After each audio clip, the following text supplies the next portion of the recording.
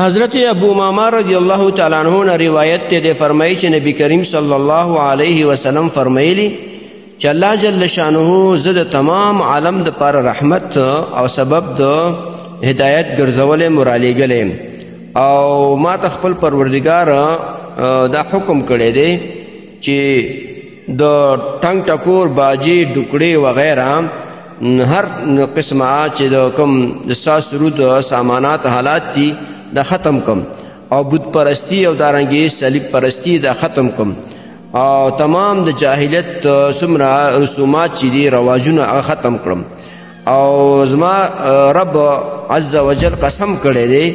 چې زما د خپل عزت او جلال قسم وي چې زما په بندگانو کې کم بندا یو ګټ شراب وسکل زب خامخا پاغه باندې په آخرت کې اغمرا عزوی او ګند جهنميانو د بدن چې دی اپس کم او کم بنده چې زما د ویر او د خوف د وجه نه شراب پری خودل بند شو دا غنه زو هغه باندې په آخرت کې د قدسي حوض نه پاک شراب خامخا ضرور سکم. د دې حدیث روایت مسند احمد کړی دی. محترم مسلمانانو ورونو دې حدیث ته دا خبره معلومه شوه چې الله جل شانه نبی کریم صلی الله علیه وسلم را لګړي د دنیا ته یو کار دا ورسپارو دی چې ته په دنیا کې د ساس سرود ټنګ ټکور سمرا آلات چې دي ډولونه دي باجی دي ډوکړي دي سرنی دي دا ختم کا. لکه دې حدیث ته معلومه شوه.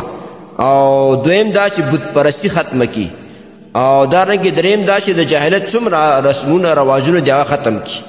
او څلورم دا چې څوک په دنیا کې شراب څکي نو الله جل شانه هغه دپاره قسم کړی دی چې چا یو غړپ شراب وڅکل زه به په آخرت کې خامخا په هغه باندې هغومره اندازه د جهنمیانو زوی او ګند وغیره هغه به په هغه باندې څکم او چا چې د الله د ویرې نه نشه پرېښودله شراب یې پرېښودل وغیره نو هغه باندې به الله جل شانه د جنت هغه پاک شراب خامخا څکي. الله دې په موږ ته پرې عمل کولو توفیق را نصیب کړي. محترمو مسلمانانو ورونو تاسو ته چې کوم روزانه د حدیث د مفهوم راځي نو د مهربانۍ او د ثواب له مخې نور مسلمانانو ته لیږدوئ او شیر کوئ.